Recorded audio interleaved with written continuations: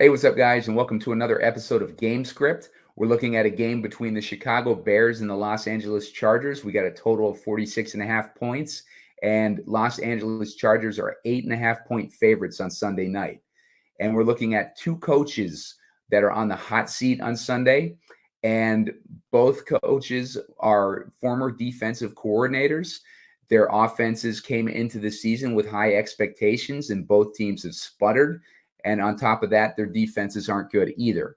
So a couple weeks ago, this game had the makings of a sloppy shootout. But as it turns out, Justin Fields is now out of this game, and their backup quarterback is an undrafted rookie backup named Tyler Bagent. So we'll see how he does in this game. Chicago pulled out a dominant win over the Raiders' anemic offense last week. Meanwhile, the Chargers have lost a couple tough ones in a row to Kansas City and the Cowboys. So all signs point to a bounce back spot for the Chargers this week, but can the Bears keep it close? That's going to be a good question for this week. Last week, Chicago won with short passes and running backs, while their defense held the Raiders to an anemic offense of 12 points. So this week won't be so easy. The Chargers have weapons that can force the Bears to be more aggressive. The Chargers will be looking to make a statement in this game at home in LA. So the million-dollar question for Sunday night is going to be, can rookie quarterback Tyler Bagent put up a fight and keep the Bears in this game? Or will the Chargers get their season back on track with a dominant win? We've got the stats to cover all angles, and we'll dig in after this.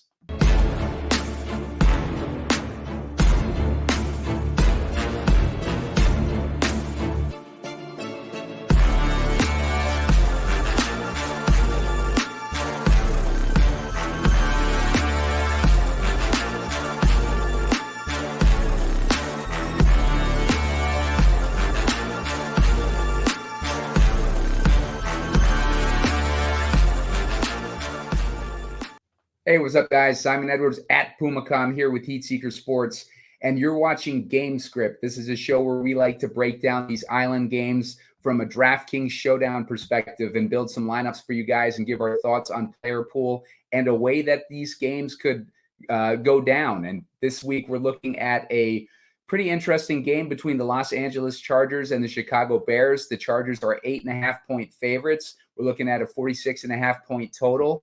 And this week, I am joined by Spread Astaire. Spread's been on a bunch of these shows with me, and we seem to break down these player pools pretty good. We came very close this past Thursday on the game, at least with breaking down our players. But Spread, what's going on, man? How's it going this week? Man, I'm excited to be back here as we break down another showdown slate. We got really close on Thursday, Simon. One thing that I've noticed on these showdown slates, the kickers seem to be the true gambling aspect, the most random aspect of the slate. And I felt that my insistence on throwing kickers in on both sides, whether it was my Bills build or my Bucks build, really cost us there. I feel we can do a great job of identifying these players. We look for certain things, right? We're looking for the opposing team's matchup, the number of targets they get. Even when we're targeting defenses, we're going against teams that give up a lot of sacks, a lot of turnovers, interceptions. This kickers really feels like the roulette wheel, the blackjack, rolling dice. Daddy needs a new pair of shoes. The kickers really throw that element of randomness in there. On Thursday, it didn't go for us, but we're going to keep playing the game, and I'm pretty proud of the fact that all our individual player projections turned out really well. We just crapped out rolling the dice on those kickers. Yeah, it was one of those ones where I saw the winner in the Millie Maker or the high dollar contest, and the players in that lineup were all guys that we talked up throughout the show. It ended up being a Josh Allen captain lineup, a direction that we were going away from. That was probably like one of the few mistakes that we made. But all the players that were in that lineup were guys that we talked up and we were positive on, and that were in our player pools. So, just didn't work out with the combination. But it was a fun one. Yeah, go ahead. When the most expensive player on the board is the captain, you and I probably aren't going to have success because we've been going away from those type of builds. In fact, when we start, we do, hey, this is what we expect to be the most popular build and ways to go off there. So I did build a couple Allen captains, and those ended up being the ones that min cash. Not enough to make up for my entry fees, though. So we're going to get it back with this one here because I'm excited to break down this game between the Chargers and the Bears. And it seems weird to be excited for a Bears game, Simon, but they turned some things around last week. I mean, I'll tell you, like Spread, when I first talked to him about this game a couple days ago, he was high on doing a Bears build. So Spread is going to have some fun on this one. And before we get into this breakdown, why don't you give us a like on this video? Get us to 15 likes. I'll put out a video later on when we're closer to the start of this game where I can give you my favorite plays after, thinking about this game for another day or so. And hit a subscribe on the YouTube channel. Looking to get up those subscribers. We're up to 140, which is great. I appreciate you guys hitting the subscribe. We hit it already. Looking for more, though. So if you're watching this video and you haven't hit it yet, hit that subscribe button. We'll get into let's do something a little different today, Spread. Let's break down like how we think this game script might go before we get into this player pool. So that way we can get our thoughts going on, like an interesting, like matchups or whatever that we see in this game script that might, lead this game to go a certain way. What are your thoughts on how this game might play out? All right, so I have this game projected at 31.2 to 20.2. That's an 11-point margin of victory for the Chargers. Also have this game going over the posted total of 46.5, which should be fun for us as fantasy players. Here's some concerns, though, on those projections. Specifically on the Bears side, we really only have 1.5 games with Bagent at QB. My next concern on this Bears side and doing this build, Simon, is I'm looking into this. He really didn't do a lot against the Raiders. I know they got the win, and that's what really matters. If the Raiders actually knew how to tackle, looking at the game, I didn't even feel like the defensive coordinator called the wrong schemes. A lot of times it was a 2-yard dump off. There was a player there, whether it be a corner or a linebacker, but the Bears were able to make the first player miss. The tackling wasn't there and allowed them to get a lot of yards. Will the Chargers have that same problem? Of course, that's a concern. I'm not too high on the Chargers defense, so I think they could do it again, but I don't think it'll be quite as easy. Now, on the other side of the ball, stopping Justin Herbert, Keenan Allen, and Austin Ekeler is going to be a little different than stopping Brian Hoyer and the mismatch that is the Raiders' offensive line. So will they be able to get the stops? Playing with the lead made it easier for Bagent and the Bears, made it easier for Dante Foreman. And then from a fantasy perspective, Roschon Johnson coming back for the Bears, and they're priced fairly similarly, Simon. Foreman had a great week last week, rose from the ashes. I don't think we've seen him do so well since his days at the Atlanta Falcons, but it just kind of shows that with the proper blocking scheme and playing with the lead, almost any of these running backs can be effective. When we're building this, we need to think, do the Bears stay close? And I think they got a good chance here, Simon. So we'll let a lot of people build the 4-2 and the 5-1 Chargers builds. And, of course, they might be viable. But I also think a fun way to get different here is getting the Bears to cover this spread and keep this game close. Yeah, I mean, that's definitely going to be an alternative take, I think, like based on what I've seen with optimizers, running 150 lineups without doing any like adjustments on optimizers. I seem to be getting a heavy, 4-2 Chargers build. I think that's been about 40% of the lineups that is spitting out with, like 20% or so and on 5-1 Chargers builds too. So it's been, and it makes sense because they're a 9-point favorite. Yeah, exactly. Like, and something, like spreads talking about with that Chargers defense, that's going to be a key element, I think, in this game, because the Chargers defense, they have a defensive minded coach they've got studs all over their defense, and they just cannot get it together. And last week was a perfect example of that, where they were running. And I was listening to the local, like breakdown, the Chargers breakdown of the game, and they were talking about how in that first half they were running a lot of soft zone coverage, which Travis Kelce was eating up, and they think that something happened during halftime, like when they made the adjustment, obviously, but they think that it was a player adjustment as opposed to a coaching adjustment.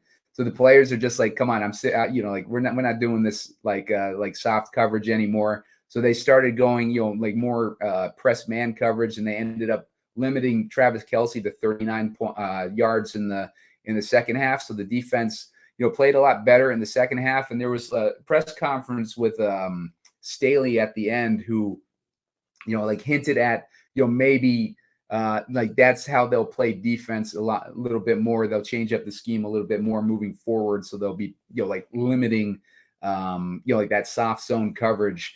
But, we'll see how that plays out. But there's some interesting, like matchups in this game too, Spread, that I like. You mentioned Roschon Johnson coming back.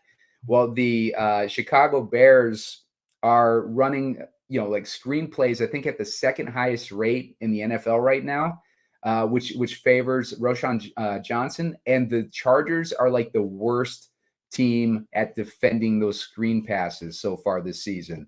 So that makes him very interesting. Or Deontay Foreman, like, because he catches passes too. But from what we know on Roschon Johnson, seems like he might be the guy to benefit more from that, being the potential, pass catching back in this offense. What are your thoughts there on Roschon, Spread? My concern is, other than week one, he hasn't been targeted a lot. Yeah. So if they are running those screens, where are they going to go to? Let's look at Foreman's targets last week when he was the primary back. 5 targets and 5 targets last week against Vegas. And he did pretty well with them, 3 receptions for 31 yards. I wonder how they're going to divvy that up. Here's the thing, with the way that Foreman performed, I think you got to keep going to him at least a little bit. I think we'll see a 50-50 share or somewhere close to that. And I think that's reflected in the pricing here, with Foreman coming in at a 12K captain, Roschon Johnson at a 9.9. I talked about uncertainty, rolling the dice earlier. You're going to be rolling the dice with these Bears running backs, because I don't know what we have that's going to be predictive for the situation that we're in. Number one, Johnson's coming off a concussion. So there could be a little bit of motivation, might not be the right word, but they want to limit him. Foreman did excellent last week. They got the win. There's good vibes in the building. Why would you go away from that? So there's some randomness. However, as we saw, which is why we were drafting a bunch of Roschon Johnson over Foreman, he is the more explosive back. Do they see that he's got the juice back and just go away from Foreman and say, thank you last week? That was your veteran time. Go back to being a backup. We need the juice that the younger, faster guy gives us. So a lot of uncertainty around this Bears backfield, which I thought making the Bears build even a little bit more challenging, because we do want to play the running back heavy. The Chargers aren't good against the screen passes. They're not good against the run. And there's no reason for these guys to open it up. They were able to use a very simplistic, non-aggressive, conservative game plan last week and win. I think they're going to try and go for the same margin of victory. Now, like I said, the difference is here, we're going against Justin Herbert and not Brian Hoyer. So some of those players that are wide open, rather than us Raiders fans just pulling our hair out because Hoyer missed another throw, Herbert's going to dial that in, and that'll be money and not just a wasted play. So much uncertainty here. I'm not really sure where to go here. If you were only to play one, who would you prefer? Let's see. Let's just go to the flex prices. We'll get out of the captain prices. So Foreman's 8K, Johnson's 6.6. Who do you think's the better option on these Bears builds? So I would project the Bears to be playing from behind. And I'm kind of with you. I think that it's a tough call because Foreman did well, and Foreman always kind of does well in these spots, or not these spots, but when he's given the opportunity. But Roschon coming back, the screen game, they're going to need to use the screen game a lot. If they're playing from behind, and we're thinking that Roschon is going to be the receiving down back potentially, Roschon at that that discount might be the way to go. I think it's going to kind of depend on what we're looking at for our salary situation.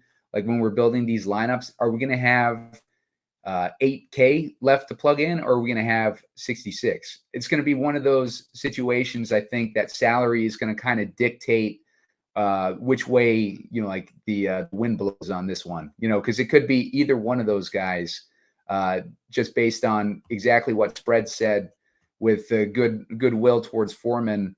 But also, we're looking at an explosive young running back that the Bears in a season that might be, like on the verge of being lost or lost already, where they're considering firing the coach right now. They're going to want to see what they have in Roschon Johnson too, and this would be a good opportunity. But one thing that might limit D'Onta Foreman as well is, just the fact that, both these teams' defenses, right? It's kind of like a Spider-Man meme with these run defenses of both these teams, because they're both allowing bottom 9 rushing yards per game, but they're both allowing top 2 receiving yards to game. So most of the DraftKings points that are being scored by running backs against either of these teams is coming in the passing game. And that would tend to favor Roschon more if we're thinking that the Chargers are going to be playing with a lead, and as 9.5 point favorites, or whatever it was, 8.5 point favorites, like that's what we would tend to believe. And Roschon, supposedly being the passing down back, I would think that he would be getting more opportunity late in the game in this one. And then on top of, them wanting to see what they have in this rookie, I kind of lean towards Roschon in this spread. All right. I think another thing that we need to consider here is that Getsy has shown that he does not want to have a bell cow. He is going to split the carries in week 7. Darrington, I think I'm pronouncing it right. Darrington Evans, right, with Johnson out, he stepped in and he took the backup role. 14 attempts for 48 yards, 3 targets, 1 reception. So it's not like one guy's going to be frozen out here. That leads me to my next question. On a Bears build, do I use both running backs? Or do I have to take a stand?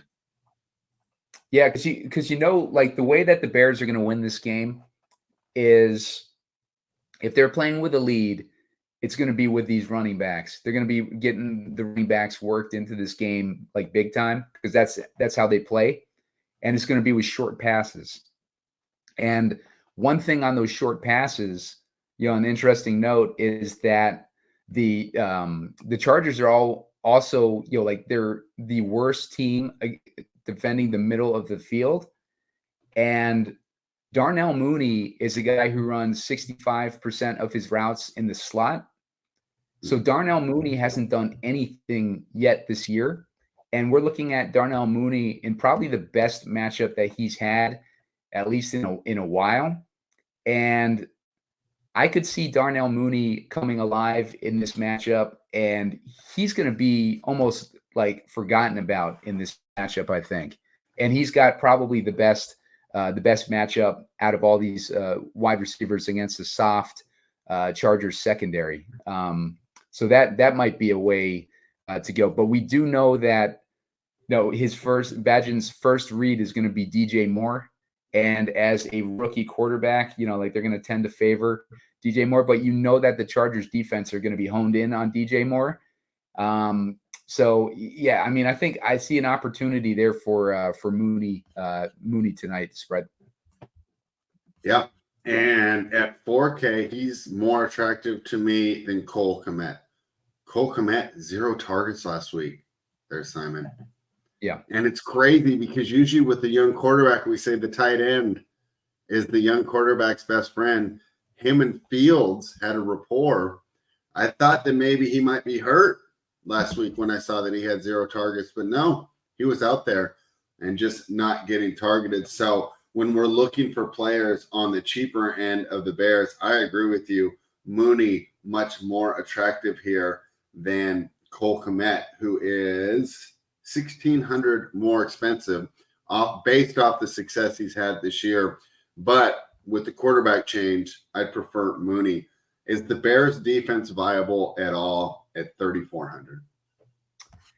I tend to lean away from the Bears D this week personally. I just think that the Chargers are in must-win territory. The thing that the Bears D would have going for them is the center of the Chargers has not been playing well. He's a backup center.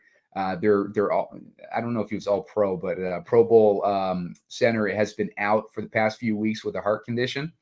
So they've been playing with a backup center who has not been doing well.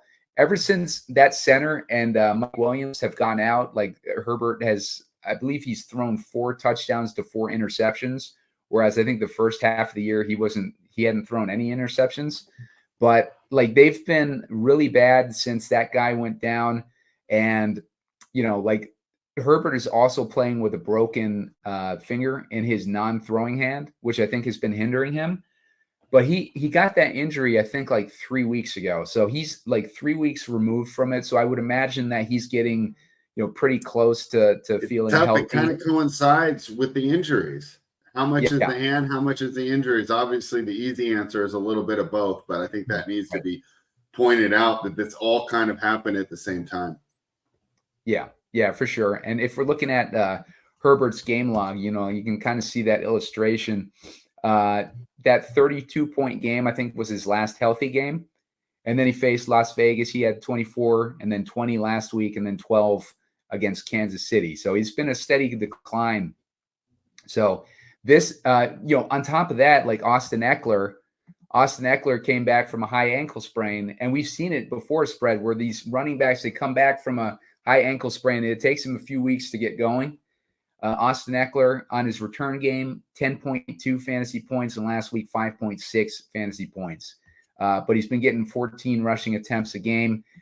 Now, this is another thing that we have a question about, because it's like, is this because of the high ankle sprain, coming back from that high ankle sprain, or is it because we have a new offensive coordinator who isn't Mike Lombardi, who relies more on, is it Mike Lombardi or Joe Lombardi, the old one? I can never remember. I think it's Joe on the Chargers, Mike on the Raiders. Gotcha. Yes.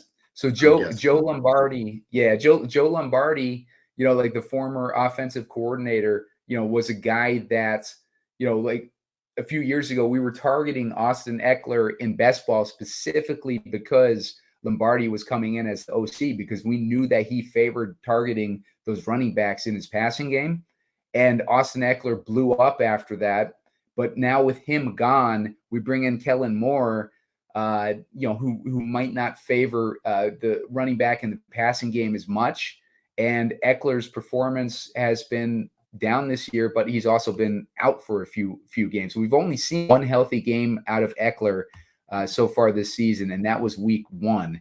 And in week 1, he had 16 attempts for 117 yards, 5 targets, 4 receptions, 29 fantasy points. So is Austin Ekeler healthy this week? That's another question we got to ask when we're building our lineups.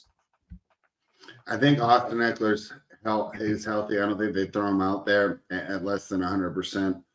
I think the Chiefs defense is really good. So if he has a bounce back spot here, it's because we just turned down the difficulty level, right? When we're playing the Madden game, we went from all Madden to pro here with the Chicago Bears. So I think it's a good opportunity for an Austin Ekeler breakout, and I think we keep that in mind when you're building Chargers heavy builds. He didn't look too good last week. My take, that's a reflection of how good Kansas City's defense is. I'm not downgrading Ekeler because he struggled against one of the top defenses in the league. And isn't it crazy that Kansas City is being carried by their defense now? Yeah. After so many years of just, get the ball back to Mahomes and let's win the shootout. The defense is carrying the way there in Kansas City.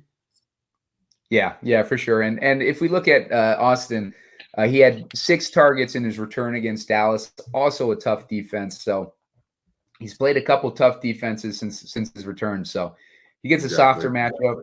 Yeah, softer matchup this week that favors his skill set with like them giving up more points to receiving backs. Maybe we can take a little bit of advantage of that with ownership when ownership comes in. I haven't seen any ownership projections yet. But, if you notice that Austin Ekeler is low owned, that makes him very interesting in this matchup for sure. Keenan Allen spread. Keenan Allen is another guy in a good matchup this week. He's been on fire this year. Like he's been playing a different role too. Like in this Kellen Moore offense, he's been getting downfield a little bit more and playing less of the traditional slot role. What are your thoughts on Keenan Allen in this matchup? I think he's the safest raw points play. Chicago doesn't have the secondary to slow him down. They don't have the pass rush. Herbert's going to have time. He's going to get him the ball. Allen's going to be in most lineups, and I know it's an expensive run back, but even when I'm building my Bears heavy lineup, I want to have space here for Keenan Allen. Yeah, for sure. And some injury notes that are going to be interesting for Allen and all of the wide receivers on the Chargers. In addition to, I'll just go through the whole injuries. Justin Fields is out.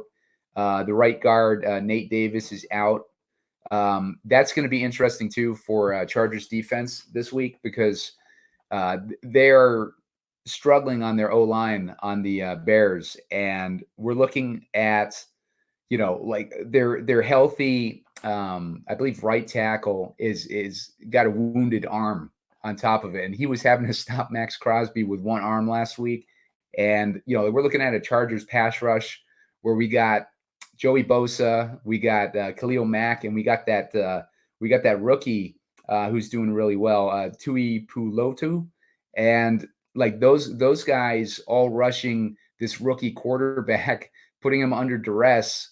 Like with that wounded offensive line, like that's going to be interesting this week. And the safeties of the Bears, Jaquan Brisker and Eddie Jackson are both questionable this week. Jaquan Brisker has an illness. I believe Eddie Jackson has an ankle or foot injury. And then we got cornerback Terrell Smith out this week. So we got all sorts of issues and injuries with that, Chicago secondary there, which could benefit Keenan Allen in the passing game of the Chargers this week. On the Chargers side, we got Jalen Guyton, who might actually be returning this week. I think we're waiting to see if he gets activated off the IR. He's in the practice window right now. We got Josh Palmer, who's a big question mark this week. He's going to be a big, piece of information that we need to get. He had put in a limited practice, I believe, on Friday. So Josh Palmer is going to be a big piece of this puzzle. And then we got Gerald Everett, who is also questionable. So yeah, we got some interesting some notes on defense. I mean, on injuries again here. Spread. We've been dealing with these last minute, decision making points that we have to keep track of.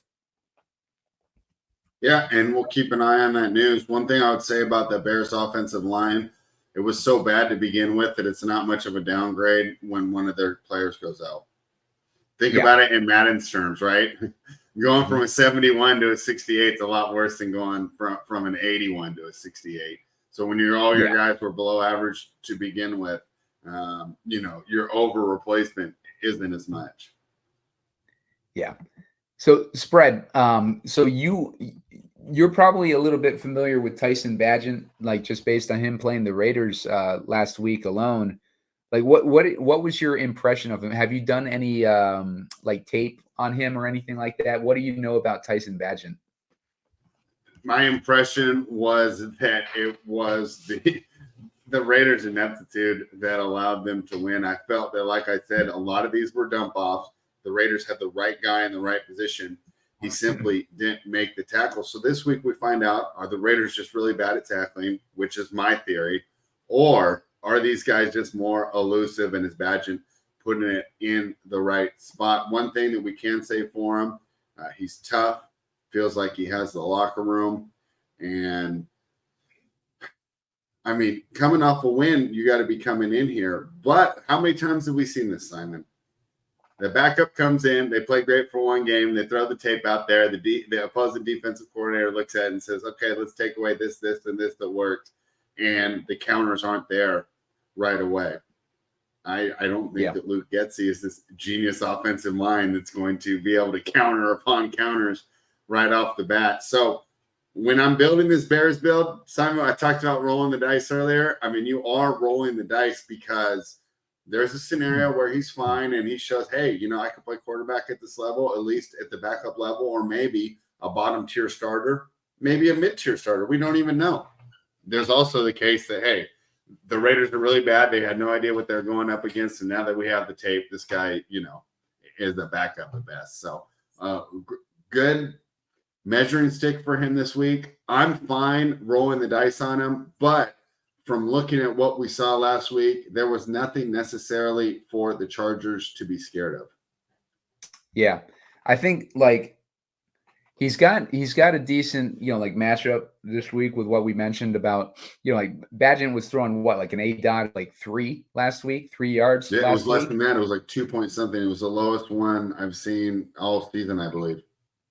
Yeah. So 2.6 yards, A-dot. Yeah, so the guy, like, he doesn't throw the ball very long. We know that the favorable matchup that they have in the screen game, like those are the pluses that he has for him. But from a DFS perspective, that favors more PPR receivers than it would a quarterback.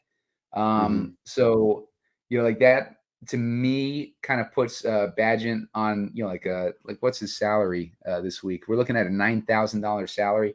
To me, that seems a little bit pricey for a quarterback.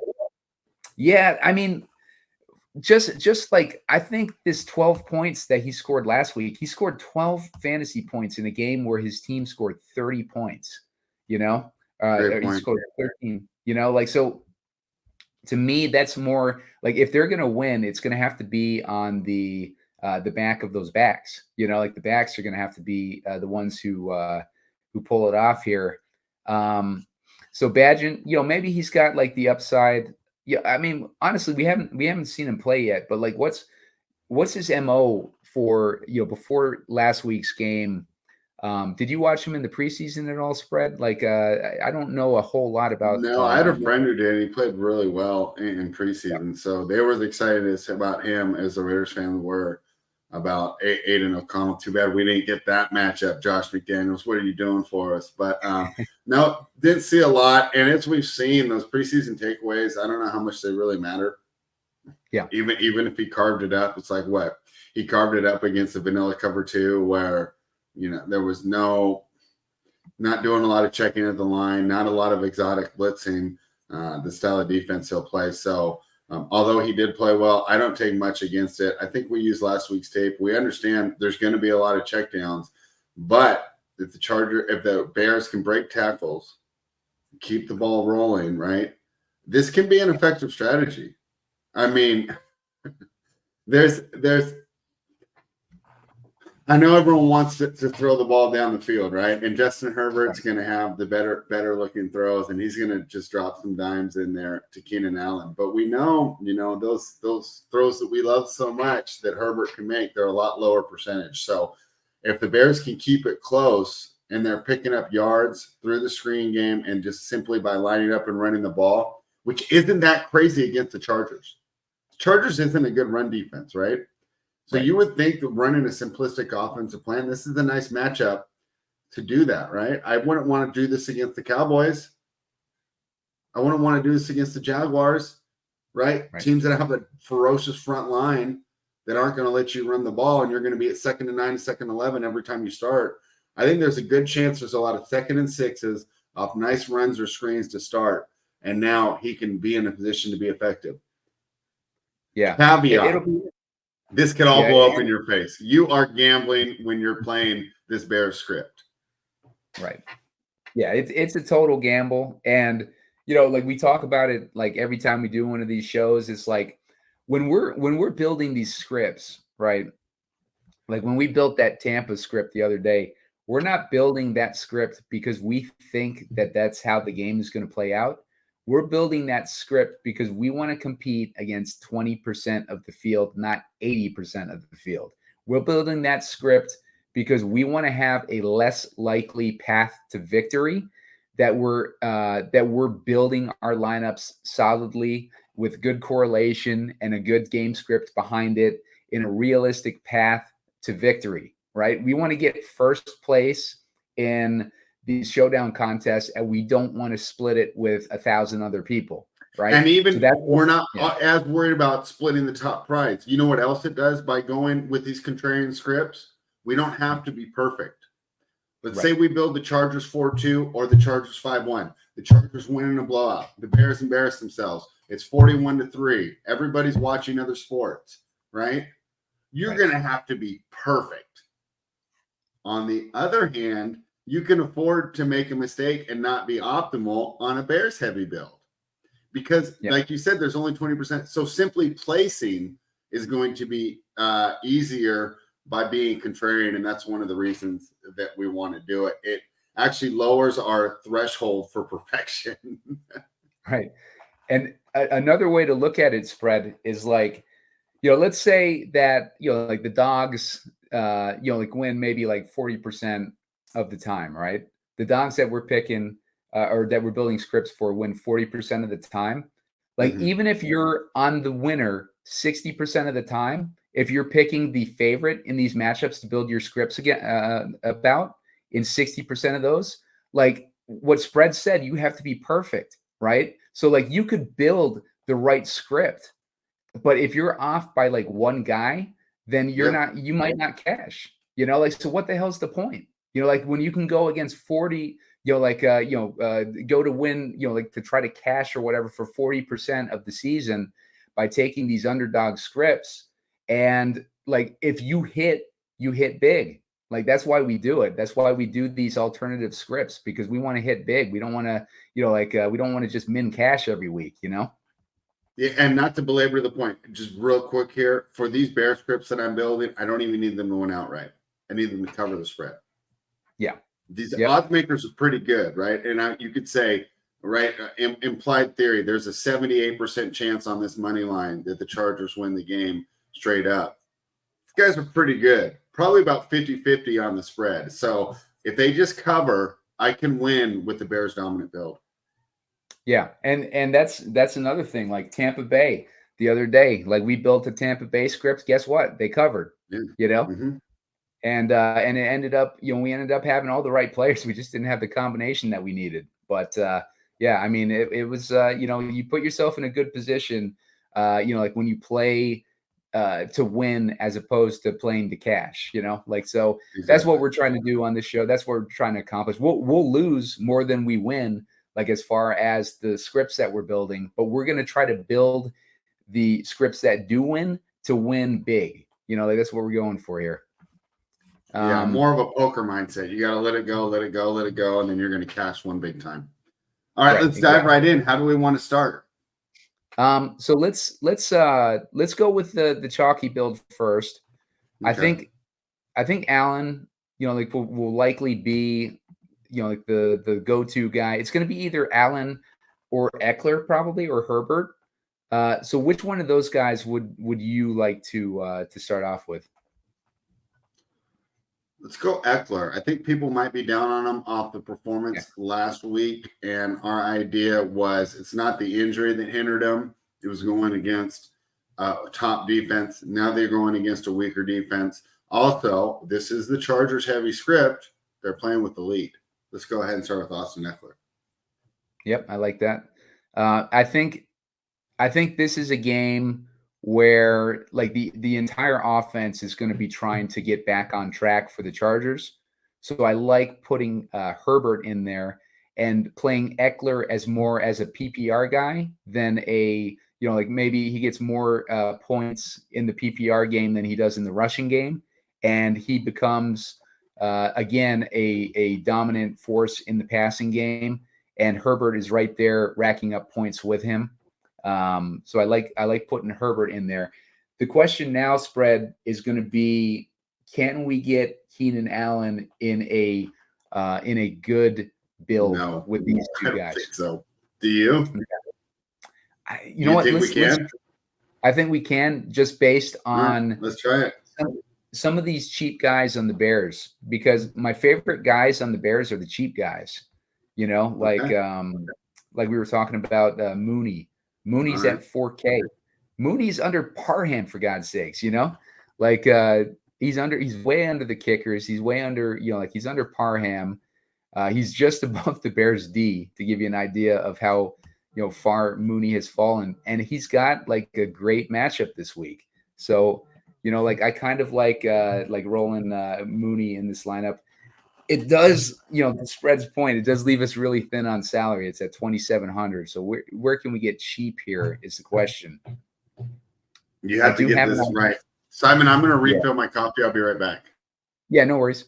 So one way that I think that we can get different this week, and he's a guy that I've had an eye on for a while now, is Darius Davis. Darius Davis, now this is going to depend on if Jalen Guyton is back. Keep an eye to see if Jalen Guyton is back. Jalen Guyton right now is not in the player pool. So you got to keep an eye to see if he comes back. And if he comes back, if he, DraftKings puts him in the player pool, they might not have him in because they didn't want to give him like a $200 salary because they knew that there was a chance that he's coming back. So wait and see what Jalen Guyton, status is before putting in a guy like Darius Davis. But my reasoning behind Darius Davis, he got 2 targets last week. He got 2 targets a few weeks ago. What we need to see out of the Chargers, they have to get their passing game going. And Quentin Johnson has not been cutting it as that rookie receiver that they drafted to come in and play a major role in this offense. We got Josh Palmer potentially out. If Josh Palmer is out, that's going to bump Quentin Johnson to the number 2 wide receiver spot. It's going to bump Darius Davis to the number 3 spot. So he's going to be on the field a lot more. And he's a guy with speed. He's a guy that's shown some competence. Like he's been pretty good in the kicking game, kick return game. And Darius Davis has the ability to get a 40-yard touchdown for us. So he's at $200 this week. I'm going to add Darius Davis into this lineup, and that's going to give us $4,600 to play with for our final pick. That leaves us in kicker range with Santos if you want to go there. Leaves us with options like Parham if you want to add another Charger in there. Like if we go down, this guy Scott on the Bears, Tyler Scott. We mentioned Darnell Mooney earlier having that favorable matchup. If Darnell Mooney isn't capitalizing on that matchup, it's going to be Tyler Scott.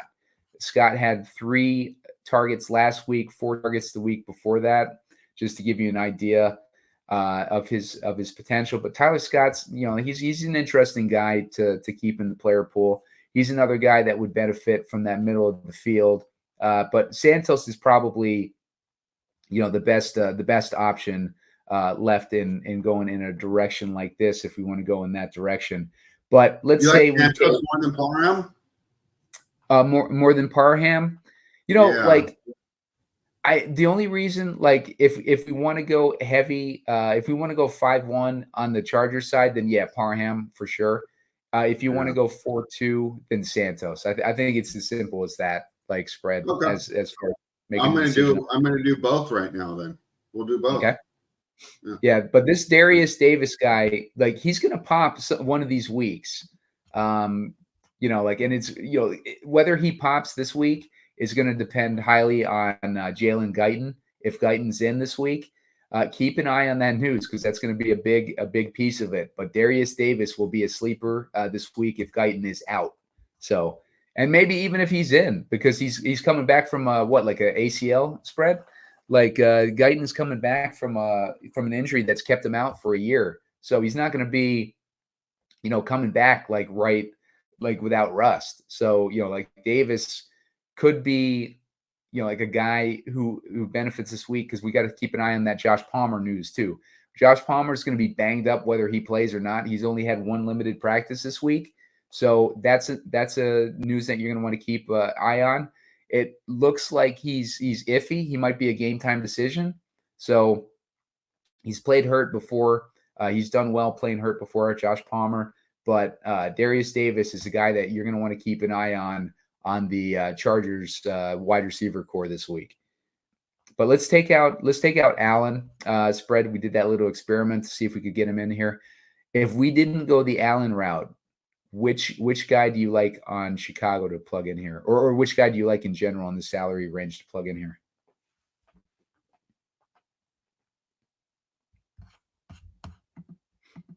Oh, lost spread. So if we go with the Bears are doing their running. No, there's spread. He's back. Hey, what's up, spread? Hey, go ahead. When I hit enter, I was just saying, if we take out Keenan Allen, which guy do you like to plug in as a replacement for Keenan Allen in a build like this? We can take these other. I'll take these other guys out too. It's got to be DJ Moore, right? Because here we're going from a script that trails. We're assuming the dump offs haven't been successful so far. Right. Kid's arm isn't bad. So I think DJ Moore is the perfect run back. And I was actually going to talk to you about that. My issue here is, are we spending too much on a run back? I don't. It might be, because if they're going to focus you got to figure the Chargers defense knows that the only passing option that they has shown any competence lately is DJ Moore. 9,200 for DJ Moore. It seems cheap, but we got Tyler Bagent throwing to him. So what did he do last week? Let's look at what DJ Moore did last week, though. Yeah, he ended up getting 9 targets, and he got 8 targets the week before that. He scored 13 fantasy points at 9K. That's actually pretty. It's actually horrible in the showdown slate. It's a crapshoot. It's a crapshoot because we really don't know. We've only seen Bagent in one game, and that's where they tried to apply that dink and dunk strategy. But they were playing with a huge lead. So if we're seeing the Chargers kind of pick things up on offense, and the Chargers get it together this week, is Bagent going to have the option to dink and dunk? They're going to have to force it downfield more. And we don't know how that's going to affect DJ Moore if they know that the guy that he's going to want to target the most is DJ Moore, Yeah. So for the sake of argument, though, let's leave him in this lineup, and let's see, where. You know what? I was playing around with this start. It's not very fun. Yeah. Let's see. So okay, because let's now we're at 4K left for our last 3 players. Yeah. And we mentioned all these guys, but I mean, do we really want to rely on all 3 of them? It feels like we've overspent here. Yeah, maybe let's try our run back. So let's see. Take out DJ Moore. Okay. Run this back with Darnell Mooney now at 4K instead of 9K. Now I'm at 5,700. So now I feel like we have so many more options. Okay. Because we only really need to have one of these really young guys hit. So of all these guys, who do you like more, Scott or Davis here at the bottom? Let's see, Scott or Davis. Davis for me. I just think that. So we throw Davis in there, 800. Now you're sitting here. You got 8-2 left. For a Chargers build, this is pretty good. So, I mean, I guess you could throw DJ Moore in there. Okay. But at this point, don't we just want to go Keenan Allen instead?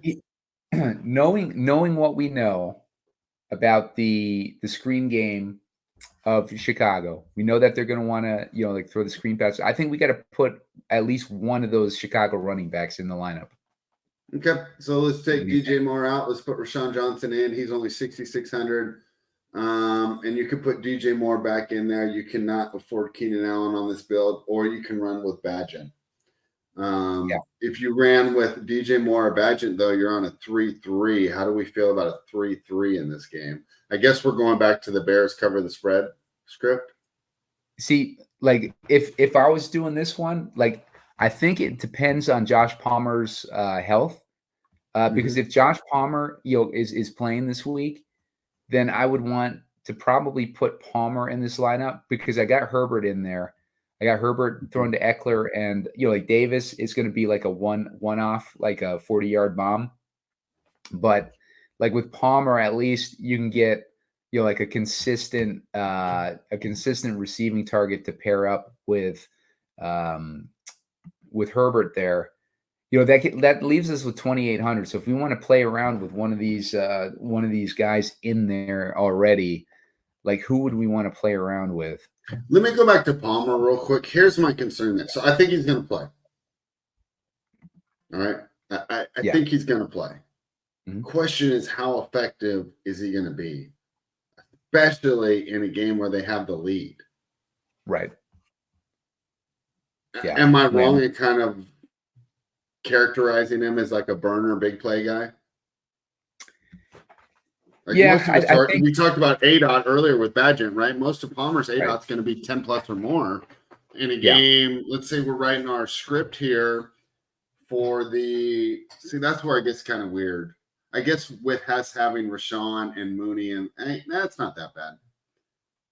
Well, let me ask you this: if we think that like maybe we switch gears on Ekeler and we're putting him in there as like. They're playing from a big lead and he's running more and having an effect running. Maybe we take Herbert out. Okay. And we put in Allen, racking up the PPR points. That way we don't need to worry about Palmer. That leaves us with 10K left. And then you just basically land on DJ Moore or Bagent. If we're doing a Chargers heavy build, who would you rather have? If I was going Chargers heavy, I'd probably go Bagent. Bagent to Mooney and Roschon, because Bagent would we're theorizing that Roschon's in there because he's catching a lot of passes, and we got Mooney in there because he's he's the most effective weapon with the best matchup in this matchup. So it would make sense like for Bagent to get in an optimal, he's gonna have to throw it to more than one guy because he's dink and dunking, and so Bagent to be in there with two other players. What did Bagent do in the running game? Did he do any rushing? 3 attempts for 24 yards. So I guess it's not bad. Yeah, I mean, I think saying it's not Justin Fields. Yeah, no, for sure. Like, I mean, I think if you go this direction, you want to put in probably Bagent because if you put in more, then you got like 3 receiving options on the Bears side, and you got no quarterback to pair with them. So I think like that it would make more sense to put Bagent in there, unless we wanted to put more in there and we take Mooney out. That leaves us with 4,800, and that puts us in Quentin Johnson, Santos, and Parham range. So there's a few different ways we can go. With a build like this with Ekeler and the captain, it's better than we were stuck with on Tampa spread. I feel like we have more options. Like it's more of you have to pick between guys as opposed to like which guy do we have to put in? Like with this direction, I think. Yeah, I think we have a lot of great options here. So as we're talking through this. Keys to the slate, right? These are just what's kind of coming out through our conversations. Number one, will the Bears cover? Because if they don't, go to Chargers 5-1. Yeah. Number two, who is going to perform as the supporting receiver there for Keenan Allen? So our possibilities are a little Josh Palmer action here. Or will Quentin Johnston finally step up? We loved him in best ball. Hasn't done anything so far this season. Is this the week that, hey, he says, hey, I did great in college. I got a college level defense I'm going against this week. Let me show you what I can do. And then, of course, I talked earlier about how much I really like Parham here. I think he's a great option. And then you get down to Darius Davis and some of these other players here. Is there anyone else? I mean, I'm not taking Erickson or Fahoko. So I think that really comes down to how do you support these guys in a Chargers heavy build. On the Bears side, who would you rather have, DJ Moore or Bagent? And which running back do you run with? Do you want to go with Foreman or Johnson? I mean, these are some of the questions you're going to be answering making these builds. But if you think about that with that perspective as you're going through each one of these builds, I think it's a lot of fun. And, of course, that's a great thing about Showdown. We don't have to get married to one. We can make hey, if the Chargers blow them out, this is our script, and then run it right back with the Bears keep it close script. Yeah, and to Spread's point about, like Parham, the Chargers, the Bears are allowing the second most receptions and the ninth most yards to tight end. Got that from Evan Silva's article. So yeah, definitely a good matchup for the tight ends on the Chargers there. So just keep that in mind when you're building your lineups. And one thing that I would say too, if you have Davis in there, or if you put Quentin Johnson in your lineup, I would not use Davis probably, because it's going to be one of those guys. I think I don't think both of them will get into the lineup together. So I think you're going to have to kind of choose between those guys to pair with Allen. And like I said, like Guyton, we don't know what Guyton's situation is going to be. I would not be surprised to see DraftKings add him into the player pool. We've seen that, before where guys are added in. But if Guyton turns out to be active, keep an eye on the player pool to make sure that he's added in there. And we probably won't know, because sometimes on these activating from the IR spread, we see it happen on game day, like a couple hours before the game starts. So that's going to be a piece of news that we want to keep an eye on Sunday for sure. A player we haven't talked about yet, Simon, Joshua Kelly. Even with Ekeler back last week, he was able to get 7 attempts, 75 yards, ran a 49-yarder in for a touchdown. All he needs is one play like that. We can't ignore him here at 5,400. Yeah, for sure. And you know what? Like, now that you mentioned that price range spread, look at the Chargers defense. This is a defense that has not been good this year, and they're at 5,800 in this matchup. And that's just off the idea the rookie's going to give you turnovers, right? Right. Yep. So, yeah, they don't even let you get a free square with that Chargers defense. It's they're priced higher than Cole Kmet. I would definitely take Cole Kmet, I think, even though he had 0 receptions last week. Just based on, because the Chargers, again, the Chargers aren't great against tight end. They're allowing the 8th most points to tight end. So, Cole Kmet has a decent matchup. And I think, rolling the dice on the defense at 5,800. Earlier in the season, it was a plug and play. Yeah, I'll put in the Chargers defense. I was loving defenses in the beginning of the season. We got a lot of good calls in there with defenses. A lot of pick sixes went our way. But, when I start to see the price on a defense hit 5,800, I'm not interested in 5,800 defense so much. Bears defense at 3,400. If I liked the Bears defense, that would be more interesting to me, but I don't like them this week because I think the Chargers are going to. That's a complete contrarian play. Exactly. When you plug the Bears defense in, you're basically saying the NFL doesn't make sense. We can't predict this, right? It's as random as trying to chart the path of an electron.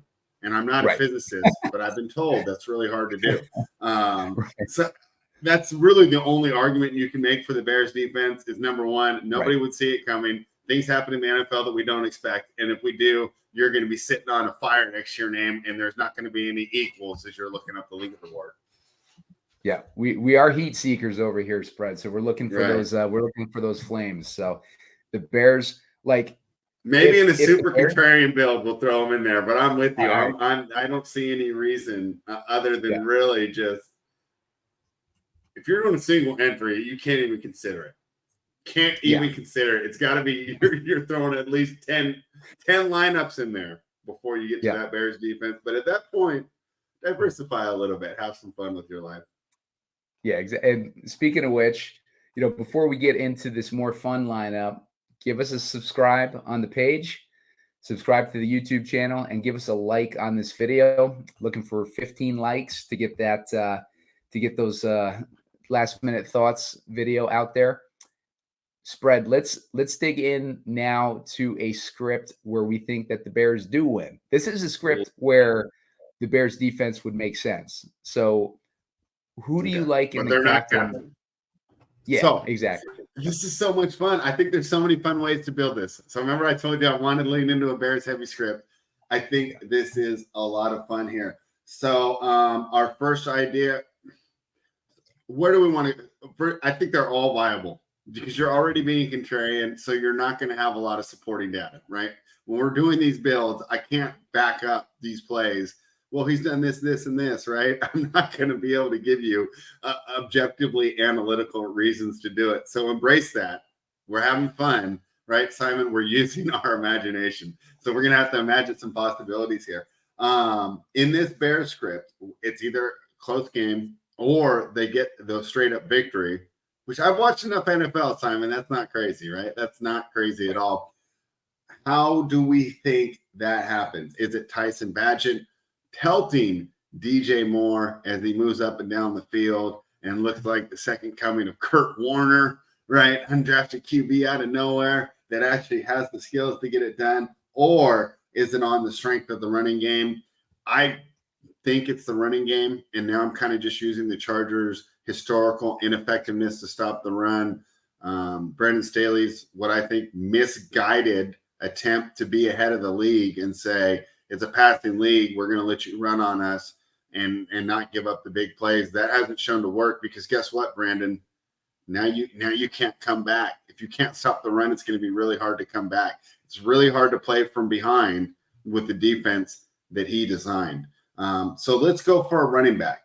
Deontay Foreman or Roschon Johnson. Who's the captain? Who do we want, Simon?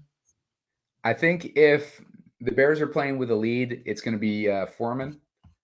I think Foreman has the track record, he has the history of success, and Roschon coming off a concussion.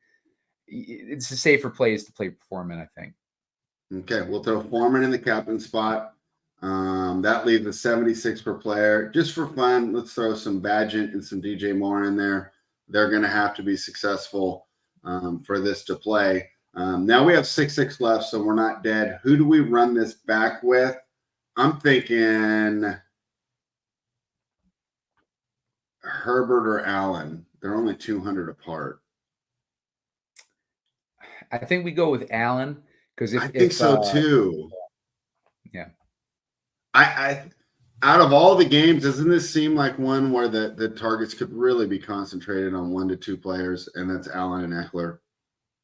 Yeah, and I think Johnson shows up, can't get separation. Davis drops the ball. Right. I'm going to go with the guy that, I'm under duress. Okay, let's go Keenan Allen here. I think with the Chargers too, if the Chargers are playing from behind or they're losing, it's because Herbert, that finger's bothering him. He's being ineffective. He's not getting, the pass rush is getting to him. He's just being ineffective in this game. But he's still hitting. I threw the Bears defense on there and I land on a 6-0. I guess Parham could be my run back in that case. Let's see. So if we put the Bears defense, 46. It's going to land you right on that kicker too, looking nice. Yeah, I would definitely put a second Charger in there. I don't think we want to go crazy with 5-1. So we go Parham here as our second one, or do we leave a lot of money on the table and drop even farther? Oh man, we see Mooney in there too. I think Parham or we put in our guy Davis there. Parham or Davis. A build like this would depend on what Guyton is priced at too. If he ends up in the player pool, I wish, like, if we could get up to Everett, I'd feel more comfortable, or Johnson. Like in a build like this, like I'm trying to look to see if there's. I don't want to play Johnson. I want to get up to Everett or Dicker if we do that here. Yeah. The idea is when we're fading a team on the build that they're stalling out in the red zone, so the kicker gets a lot. And I know I said that on the Thursday night script and it didn't turn out, but it still holds to be true just because one game it didn't. So the team you're fading is the team I like, the kicker. The idea they're stalling in the red zone, and that can be the difference between winning and losing. Or if you're just like me, winning or covering the spread, whether or not those red zones go through. So a way to get up there, right? Let's take we want more balance. Let's take DJ Moore out. Then I can put Everett and a kicker in there. And I got a lot of money left. And that's actually a 3-3, which I don't hate. Yeah. 3-3s, you know, like I don't think that they're going to be hugely owned this week. So it's like normally, you know, like you try to avoid. You think I should not do that? I mean, I don't hate it. Like, I don't hate, like, here's one thought that I had when I was kind of looking at, you know, how we got it built here. What if we take advantage of knowing that the Chargers, the Bears are allowing a lot of receptions to running back. Let's put in Ekeler over Allen. That's going to give us that extra $600. That way we can get DJ Moore back in there. And then we're left with $4,300 per guy. If we wanted to do that, you know, we could get like if you wanted to put Parham in there, or no, let's put in Everett, and that leaves us with $3,600. That leaves us with the Bears D option. So we could go, you know, like 4-2, you know, like, and have the Bears D in there. That would make sense if, you know, like Ekeler is the guy who's getting the most points on the Chargers side, and Everett, you know, is 2. That means they're shutting down Keenan Allen. The Bears D is being effective. Sets up the other side because Bagent is, you know, throwing those passes to Moore. You know, Foreman is active in the passing game, and also the running game. And yeah, they're just rolling on the Chicago side, and Bagent, you know, is able to get into that build too. Another way we could do it is a little bit more to justify Bagent being in this side. If we wanted to take out Everett and put in Mooney, so that gives Bagent 2 receivers, like, to justify him being in the optimal. That leaves us with $4,600. So that leaves us, you know, like in that Parham range. So if we wanted to put Parham in instead of the Bears D, that leaves us a path there. So it gives us I like these a lot. Yeah. And it makes sense too, spread. It makes sense with correlation and how a game could potentially play out and everything. I think these builds, you know, like, make a lot of sense going in a direction like that. Yeah, I think this should be a fun game. I'm really hoping here that they keep it close, because there's that distinct possibility that this game's a complete stinker. Yeah, but if the Bears keep it close, so many of these options open up on these showdown builds, and we're going to be refreshing and checking with every big play. Yeah, and again, with 9-point favorites on the Chargers side, the most likely outcome is this game is a stinker, right? And the Bears are just like embarrassed. But, you know, like, the outcome that we want to put us in position for an easier path to lots of money would be the Bears to pull it off, and you know, like some sort of a 4-2, 3-3 build going on there. I would say would be the most likeliest paths for, you know, like a Bears win or you know, cover in situation. Yeah, there's so many fun ways to do this. If you mess around and you just flip out Johnson with Foreman too, and you keep a lot of the same stuff here. It's going to give you a little more flexibility if you're trying to get in the kicker for the Bears, or you're trying to get Everett instead of Parham, which is a safer play. So let's see. Let's play around with that for a minute here. Let me get Johnson. They priced Johnson up too high, man. You think so? Yeah, just because I think the idea is that he's just the better back. Yeah, I think so too. Yeah. And if he goes out, the game is going well. It's a concussion, so we're not expecting, not like coming back from an ACL where he might be a little slower. Should be, if he's good to go, he's good to go, right? Whereas like Palmer, a little bit more worried about coming off that injury. And if they're rolling, I mean, these guys know what things are going in Chicago. I mean, it's going to have a playoff game feel. They're going to roll with the hot hand, and I don't think they're going to be worried about health too much. So I feel like Johnson's price tag is fair because he's a boomer bust play. So, you know, just that it would be too much of a free square if you lowered him in price, in my opinion. Yeah, because the things are going well for the Bears. He's going to be by far the smash play of the slate. Let's see. Let's take a look at what he did again. Like when he was playing earlier in the season, before he went out, he had a game where he had like 8 attempts, 5 attempts. Targets is what we're interested in. That first week, he had 7 targets. So I mean that shows his upside in the passing game. 17 and a half points in week 1, and they haven't used him since. But again, like Justin Fields got his bearings the last few weeks. So Fields was throwing less passes to the running back, and Fields was just taking those runs himself. So without Fields, that's an advantage for Roschon Johnson. Like for any running back in the passing game, when a running quarterback is not in there, like that favors a pass catching back, Yeah. So that's why I'm saying I think Johnson's price tag is fair. Yeah. No, that makes sense. Yeah. So, all right, spread. Well, this is going to be a good game.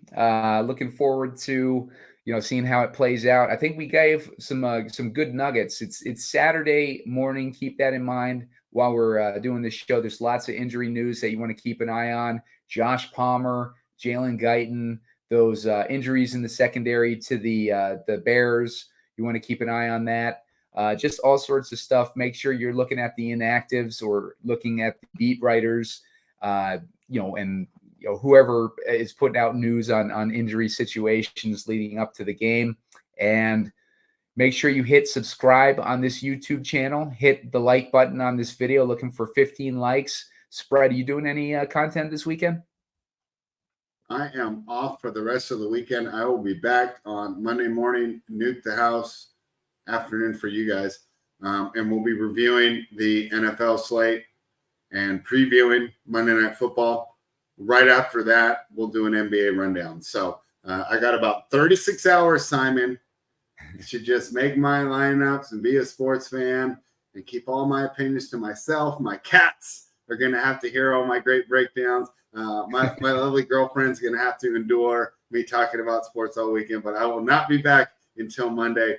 Looking forward to that, though. And, of course, always enjoy doing these shows. I can't wait to come back, and let's see how close we get tonight, Simon, because I'll tell you what, Simon, we've been knocking on the door. We just got to find that right house that gives the full candy bar for Halloween. That's what we're waiting, right? No more of these mini snacks here. We want the full candy bar on Sunday night. Yeah, I mean, we've been getting the apples. We've been getting the the tiny Jolly Ranchers. We want Chew that nobody wants. Yeah. Oh, we want the full candy bar, man. We want the full Hershey's or whatever. So yeah, let's hope that we get that in our Easter or freaking Halloween buckets on Sunday, and we'll see you guys. We'll see you guys next week.